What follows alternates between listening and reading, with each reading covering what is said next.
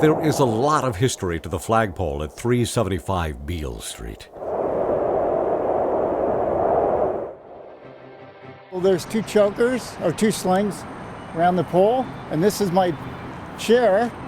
Jim Phelan and his son, Kells Phelan, third and fourth generation San Francisco steeplejacks, are preparing to restore the flagpole.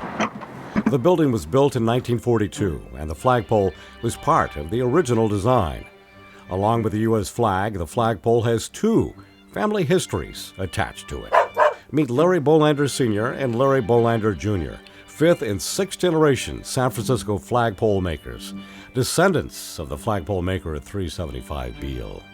LPH Bolander and Sons, making flagpoles since 1885. LPH Bolander and Sons switched to aluminum and fiberglass flagpoles in the 1970s because they could no longer obtain the fine quality wood used in the flagpole at 375 Beale. Yeah, my grandfather would have done that. Actually, probably who did the wood turning was his brother, which was one of my great uncles, Ed Bolander. The old lathe, which once stretched the length of this warehouse, has been dismantled and tucked away in the corner. You know, it's kind of covered up here. Was made between 1881 and 1885 when they first made their first flagpole. There wasn't electricity available at that time, apparently, and it was run by a horse on a treadmill in a pit.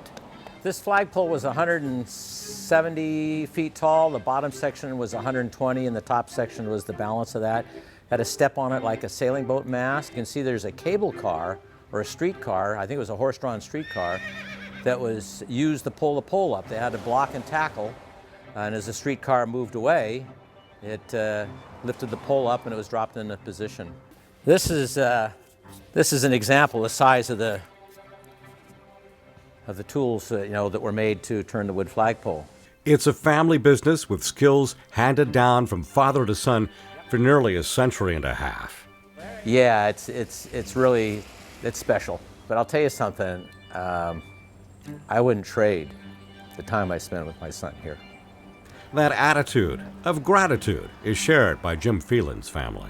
So my grandfather was a painter / steeplejack. And his son, Jim's dad, along with Jim's sister, J.C. Phelan's grandkids, and now Jim Phelan's 16-year-old son, Kells, a steeplejack apprentice. You're going to send it up like this on the line. I'll just give you the end of the line, okay? Make it easy to tie.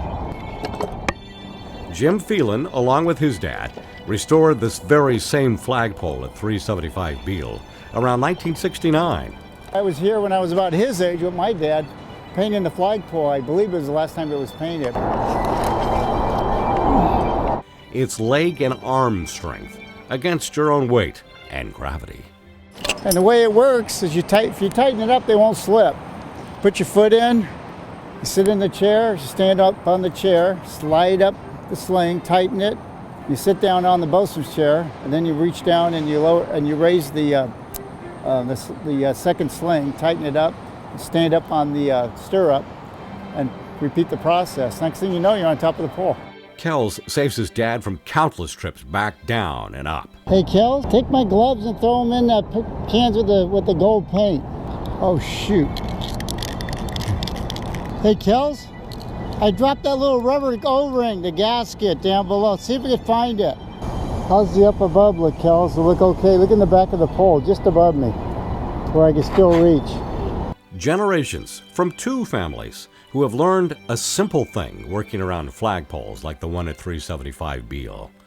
Lucky fathers can always depend on their kids. And with love and patience from their dad in this job, a son will always look up to his father. At 375 Beale Street, Mark Jones reporting.